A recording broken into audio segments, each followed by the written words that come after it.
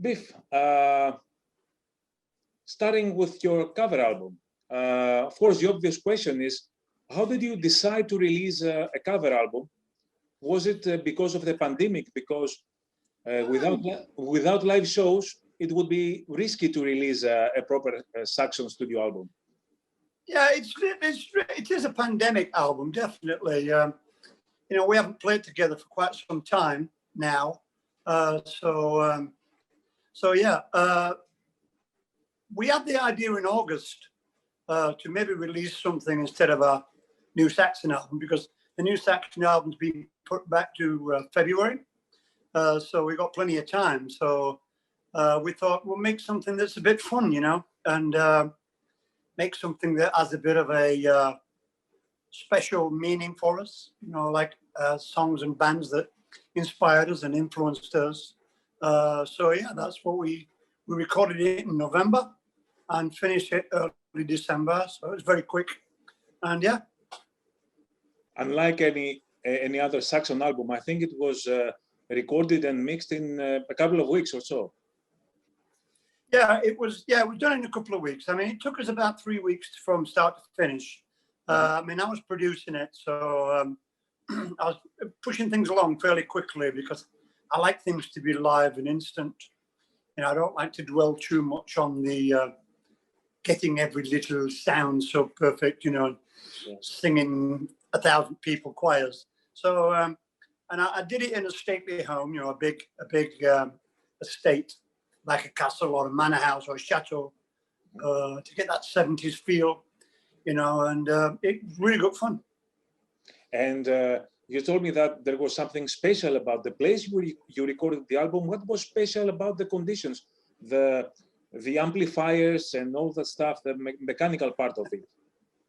Well, it's basically just a big house. It's not a studio. It's just some friends of mine who knew the owners. It was going to be empty for like 2 weeks, so we got permission to go in there and use it. And we ran the cables all through the doors, just like they used to do back in the old days. And it was great. It's a very old house, and it's actually open to the public for 1 month every year, so people can go and check it out. It's a nice place. And I wanted to use the old style, Marshalls and cabinets and amplifiers. I brought in quite a lot of old guitars that I have, from the 60s and 70s that I collected. So we used quite a few vintage guitars on it, 1974 Rickenbacker bass, things like that, just to get some sort of connection to the past, And the boys used their modern guitars as well, for some of the solos and things. But it was a very basic, rock album, recorded like the old days. That's what I wanted to do, Yeah, that's why it's called inspiration, because you wanted to get the feel of these days. And you lived back in these days, in the 60s and the 70s, where the dilemma was Rolling Stones or Beatles. You decided to cover both bands. Which one was your choice? The Stones or the Beatles? I like them both. I saw the Beatles first on TV in 1963. I was probably 12, 13 years old. So I saw them on TV and I thought, wow, maybe I could do that, be in a band, cool, playing guitar or something, And then shortly after that, the Rolling Stones came along. So I was more into the Stones a little bit, but I never lost my love for the Beatles. I don't think anybody ever loses their love of the Beatles who was born, in the 50s, definitely. So, both bands really, the Beatles were very clean-cut boys, working class boys though. And the Rolling Stones were more sort of rebel, sort of psychedelic, looked like they'd been shopping at Oxfam, So I like that look as well. So, it was a choice between, but I like them both. Yeah. It's a bit like, do you like Iron Maiden or Saxon? Well, I like them both. Yeah. You don't have to like one or the other. You can like them both, right? Yeah, but it's always for the sake of just pick one.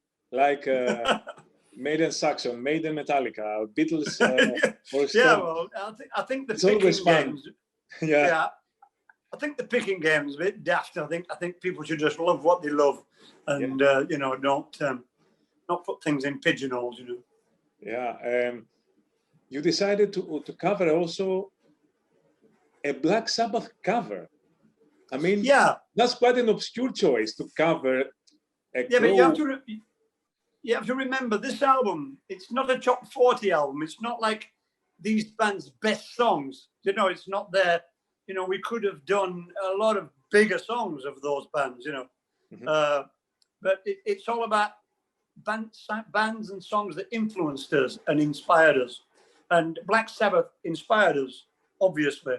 That song, I just wanted to do it because it's cool, and it just fitted my voice. And you know, we like the early Crow stuff, and we like the Sabbath stuff. And you know, for them to take that song and cover it, well, we've just taken it again and covered it again. So you know, that's how it goes. Cover to cover. Yeah, cover to cover. Yeah. Okay. I was expecting some Deep Purple stuff, some Led Zeppelin stuff, of course, some Motorhead stuff, though I have to give you 10 points for the whistle in the beginning of Bomber. I mean, I worshipped this. I was like, you know, yeah, that's Biff. But Toto, Hold the Line, I wouldn't expect that. Well, that's right. And the thing is, you know, we're Saxon are not predictable. We've maybe been predictable once in our lives, and we didn't like it. So it's you know, that song is a classic example of the song influenced us. You know, I'm going to talk guitar here because I play guitar, right? So the way that Steve Lukather plays that riff, da da down, da da da down, right? It's just two notes on two strings, and a root and fifth note, and it can move up and down the neck really quick playing that style. And we developed that style. We took it off Steve Lukather, off that song. And if you listen to 747 bands played on Princess of the Night, it's all in that style of guitar playing. You know what I mean? Da da da da da da da da da. It's the same style as Hold the Line.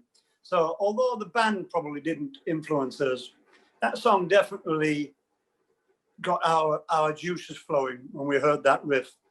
Because what we've done with these songs, we've sort of broke them down to the essence of the song, you know, the absolute core of the song.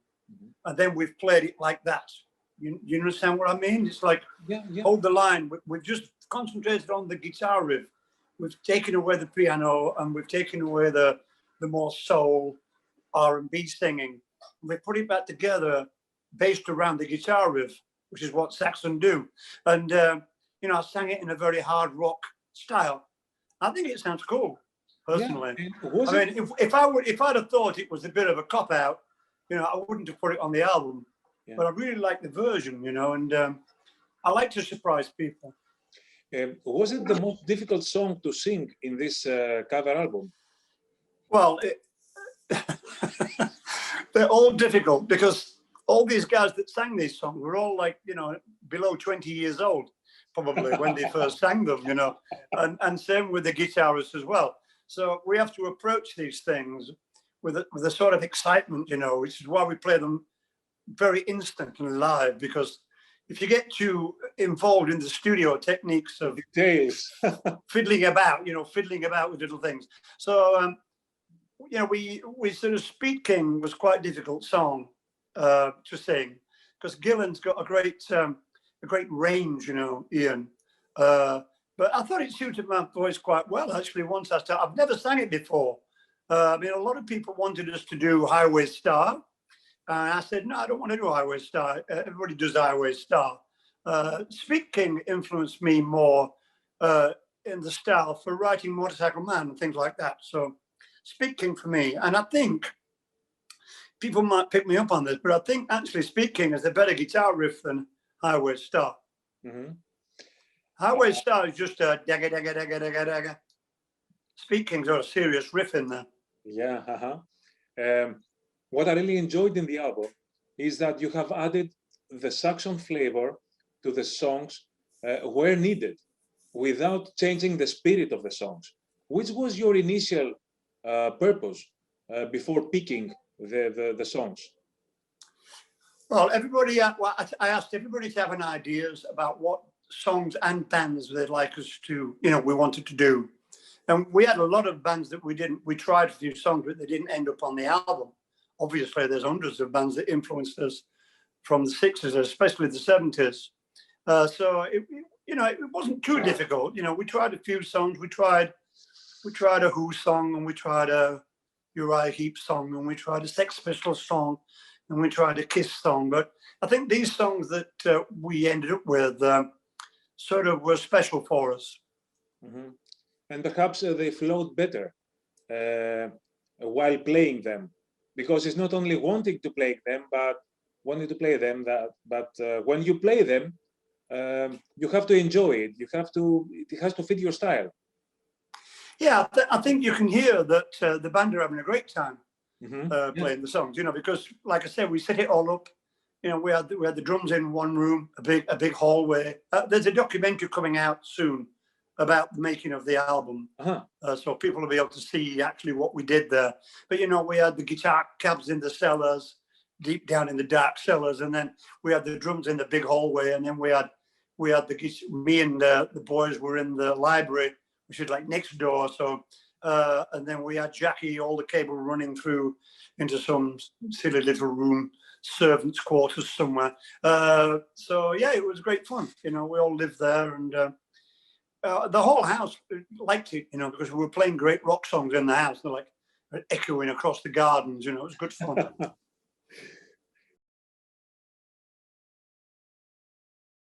A year ago, you released your first solo album, School of Hard Knocks. Are you satisfied by the way it turned out? Yeah, I really like it. I think it's great. I think it's a bit like Inspirations. It's a cross section of music I like. Mm-hmm. So if you listen to Inspirations and listen to my solo album, it's very similar style music, But yeah, it's great. I mean, obviously the COVID thing stopped a little bit of the moving forward, because I was going to do a tour, but nobody was buying tickets at that time, so I had to postpone it. But yeah, I mean, it did really well. I mean, it's got a lot of radio play. It's had some fantastic reviews. And people are still buying it, So yeah, I think it was good. I mean, it's on my bucket list, so I can cross it off now. Apart from this solo album, during the pandemic, you released a couple of videos with your son Seb, playing bass and singing, and your son playing guitar. Have you ever thought about releasing perhaps an album or some singles with your son playing together as a family? Family band. Yeah, we're just making it at the moment. You are recording. I've been recording and playing. Yeah, we're playing. We did the drums in the studio last week, and I did the bass. Actually, I finished the bass yesterday, and we're starting to record guitars now. And the album's going to be called Biff and Seb's Heavy Water. How is it going to be called? Biff and Seb's Heavy Water. Mm-hmm. And like heavy metal, but water. And who else is going to play there? Drums, for example. Pardon? Who else is going to play drums in the album apart from you and your son? You are playing bass and you are singing. Your son is playing guitar. Yeah, we have Seb's drummer who was in his band before they split up. Yeah, it's a young guy, fantastic drummer. A guy called Tom Witz, a great drummer. We've got a keyboard player coming in to do a couple of noises for us, maybe a Hammond organ or something, and maybe a sax player for one of the solos. So yeah, it's going to be great fun. There's some really, really heavy stuff. I wouldn't say it was heavy metal. I would say it was heavy water. Okay. Okay. So what about? There are some heavy. There's some heavy riffs on there, definitely. And a great bass player. A new career is a stunning bass player.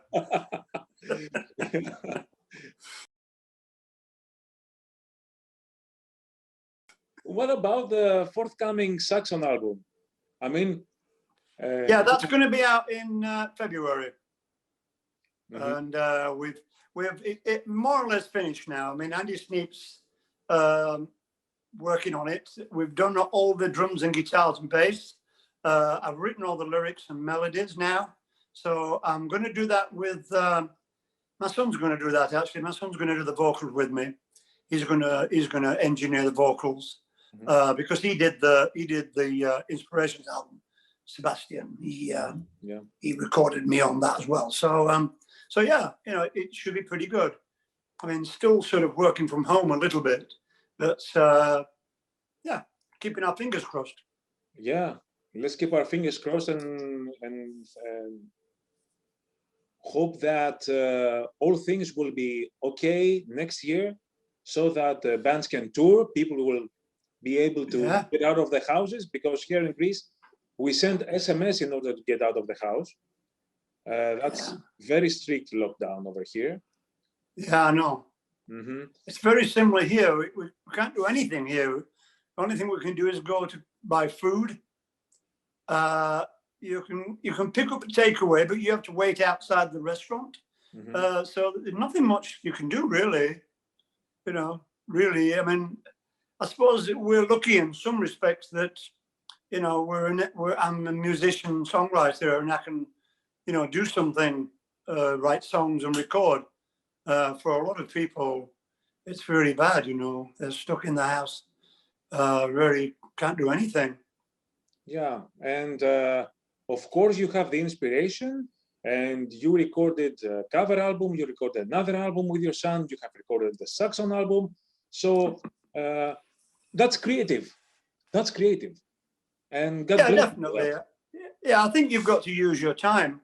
If inspiration comes through, you know, if you can find inspiration to do these things and motivation, then I think that's the key. I mean, when the lockdown first started, you know, I was still pretty ill, you know, from the operation. So I didn't really do anything for maybe 6 months, just healing, you know, and trying to walk and breathe and things. So, you know, when I got back to more normal, then I figured that, you know, I would have to do something. So this... you started recording albums, one by one. Yeah, so let's do an album, yeah. Let's do a fun album, especially for lockdown. You know, so people can listen to it at home and just go crazy, you know, listen to the great songs and go crazy. Yeah, I mean, we're looking forward to playing again. I mean, I think if things go well in the UK, there may be some festivals in the UK we play this year, but I think the rest of the world definitely going to be next year, because you know, everybody needs to get the vaccination going and you know, start vaccinating millions of people like they're doing here, really.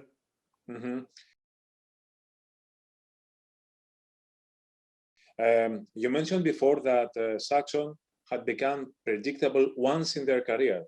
Which was that time? Destiny. Destiny.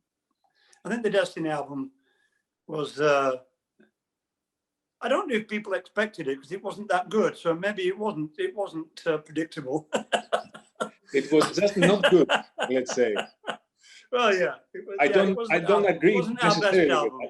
Put it this way: the best album the best song on the album that people liked was "Ride Like the Wind," which was a cover. So there, I've answered your question, right? I don't necessarily agree with that. But what you say? I don't think there's anything wrong with it. Yeah, I don't think there's anything wrong with the songs. It's just the production is lame, you know.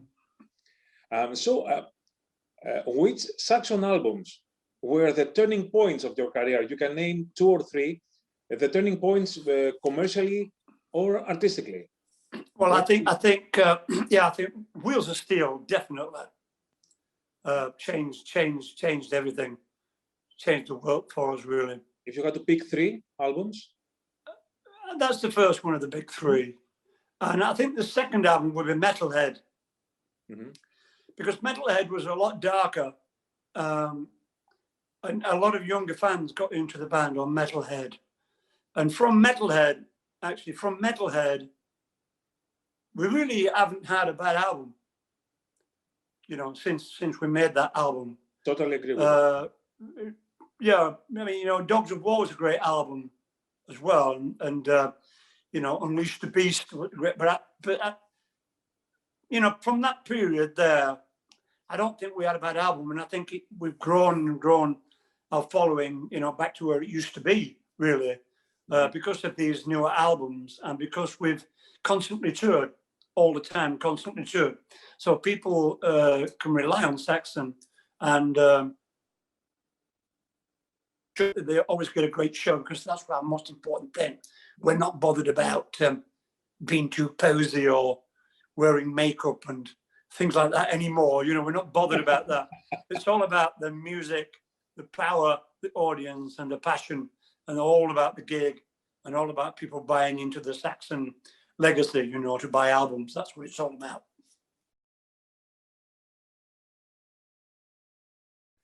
Yeah, before the end, you have seen lots of bands playing in small clubs.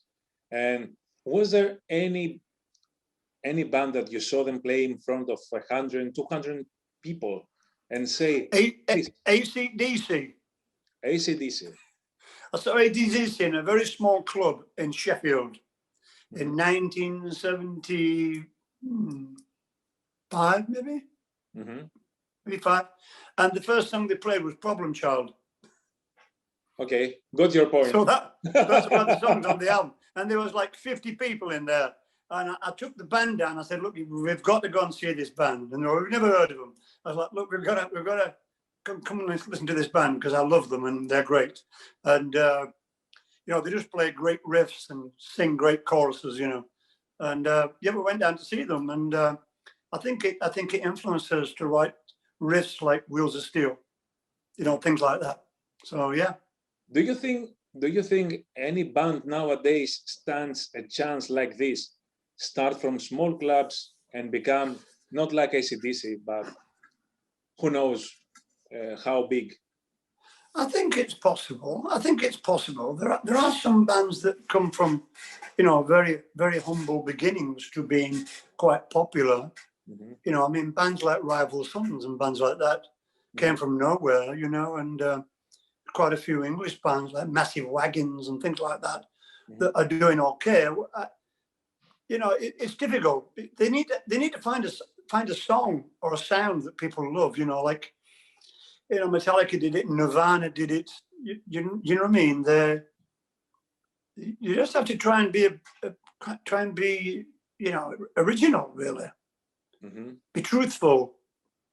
Let your truthfulness, rule your life, really. I mean, what you feel is usually right.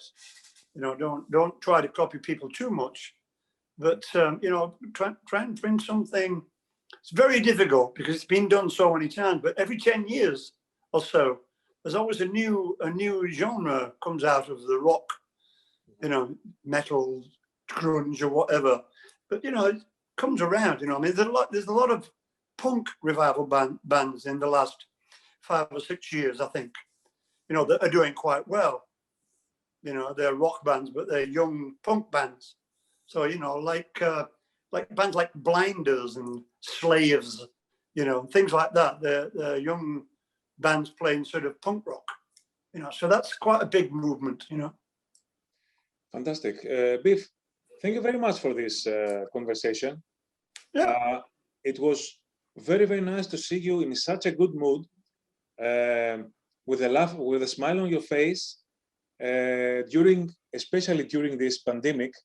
I'm sure it's not coming out of having released a great album or something like that. I think it comes natural. Thank you very much. Wish you a good night. Thank you very much. We'll see you later. Yeah. See you. Stay healthy. Bye. Thank you. Bye. Bye. Bye.